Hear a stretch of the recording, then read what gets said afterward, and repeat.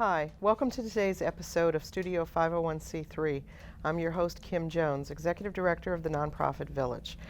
Our show features nonprofit organizations that get the 501c3 designation by the IRS because they provide a public benefit and your donations are, in most instances, tax deductible. We're proud to partner with Montgomery Community Media on Studio 501c3 to highlight the fantastic nonprofit programs and services in Montgomery County. MCM is your public resource that provides access to information relevant to our community. My co-host today is Matt Freeman, a public relations consultant for nonprofits.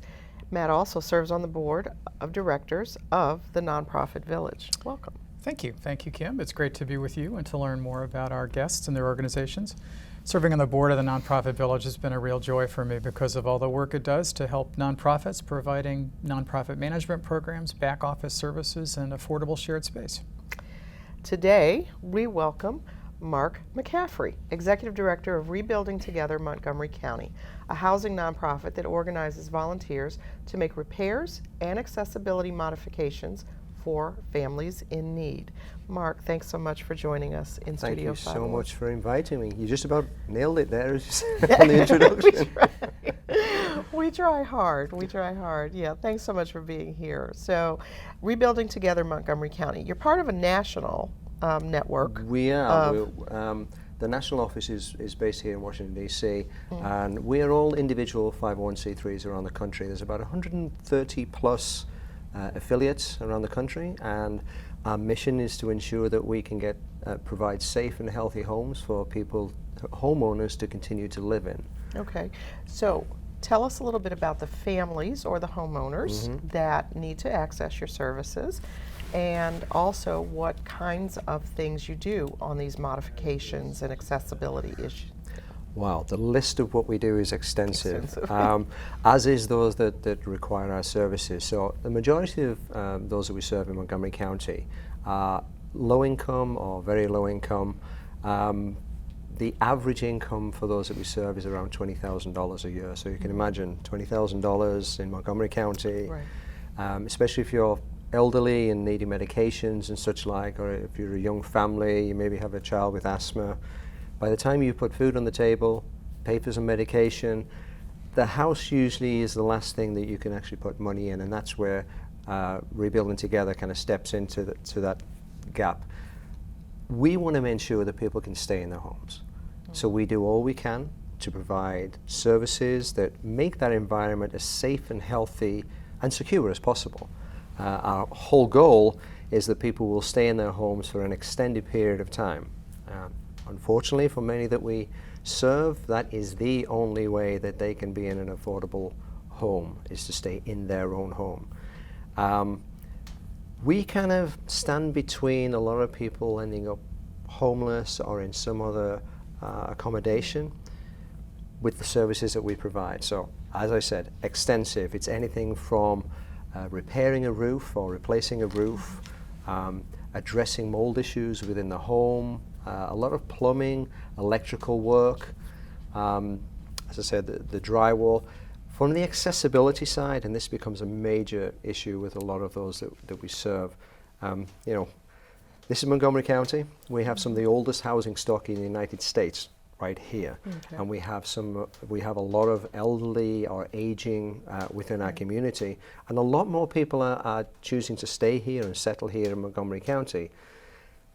A lot of people have been in their homes 20, 30, 40 years. So you can imagine over that time period, you're now on a fixed income, especially from an elderly standpoint. And as I said, there's not a lot of extra cash to work on the homes. So people hear about our services. We get a lot of referrals. A lot of it is word of mouth. We've worked on a neighbor's house. What are some of the organizations that might refer to you? We are actually in Montgomery County Code Enforcement. We have a tremendous relationship with them. They will call us before they put anything in place and say, "Hey guys, can you come out and take a look at this home? Is there anything you can do about it?" And 9 out of 10 times, we can actually help the homeowner. If there's an issue with a safety issue within the house, if it's something like the railings are falling down, which is a really major concern if you're coming out in the deck and you're going straight into the front yard.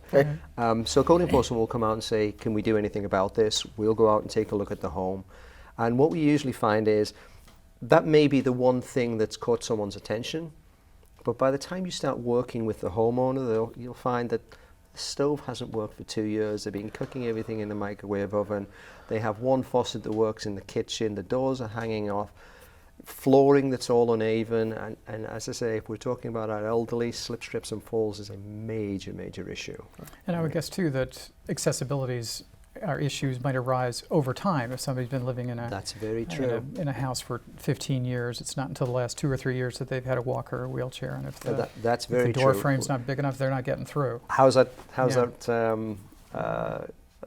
How are you going to get through a 30-inch doorway with a wheelchair that's 34 inches wide? Right. Yeah. So yeah, we do a lot of accessibility work, and it starts at the front door or prior to the front door. For a lot of our clients, it's not just the elderly, it's those that have become infirm for some reason or mobility issues. Those 3 little steps to get in that front door that you've always been proud to walk up into your house now become a major obstacle. Right. So we'll go in there and we'll put in the ramp. So we'll make alternative arrangements so that people can get in and out of the house. We did a major one just the other day. The gentleman had an issue with a health issue, ended up losing a leg. There were 9 steps to get into his front door. 9 steps. How are you going to do that? So people had literally, family members had been lifting him into the house. And we had an amazing, amazing group of volunteers who came in and literally cut a pathway through the front yard, turned a window into a doorway, put in a chairlift so this gentleman could actually get out of his car, go down the walkway onto the chairlift, up electronically controlled door, and could get direct access. And then of course we made the modifications inside so he could move around inside. That was a heartbreaking conversation speaking to him about the work. But you solved the problem. We solved the problem. Or at least it went a long way toward it. Good Our resolution. collective group of volunteers Right. solved the problem. Yeah. So we're going to talk a little bit more about Rebuilding Together Montgomery County and how it organizes community volunteers to help families in need. You're watching Studio 501c3 on Montgomery Community Media. Stay with us. We'll be right back.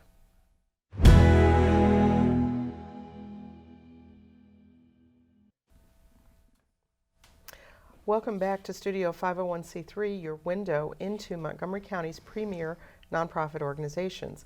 I'm Kim Jones, along with Matt Freeman, an expert nonprofit public relations consultant. We are talking to Mark McCaffrey, Executive Director of Rebuilding Together in Montgomery County. I was going to ask you if you could you tell us a little about the sorts of skills that volunteers need to volunteer and work with you? That is a great question. We get asked that all the time. You do not have to have any skills whatsoever. You do not need qualify. to. There you go. Come on. Come out to one of our volunteer builds. You really don't need to have any skills. We have a tremendous group of staff who will help you and teach you. A great example the other day, we have a number of different programs we do throughout the year. One of those programs is called She Builds. And for She Builds, it's women within the construction industry or around the construction industry. We identify a woman-led household, and a group of up to 30 women come together and just get stuck into making sure this house is exactly what that homeowner needs. We did one the other day, and we had 2 ladies. One was from a law firm and never used a tool in her life.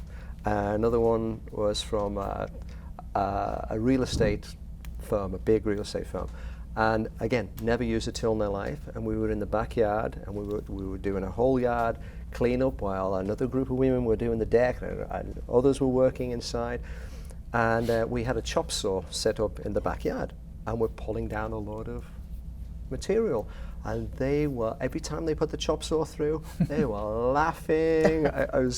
They took video and everything and posted it on their own website. For some women's organizations. It's a fantastic a group of people built in. Yeah. And we have many organizations across the county that we work with. Some are really top-notch, building companies who, to them, taking on a whole house renovation is, this is what we do. This is how So we give these are back. some of your volunteer partner organizations. That is very So- true. Okay, so tell us a little bit more about who So those- we have, as I said, construction industry partners, we have CPA partners, we have law firms, we have a religious community that come together, as well as other non-profits who actually come in and volunteer with us as well.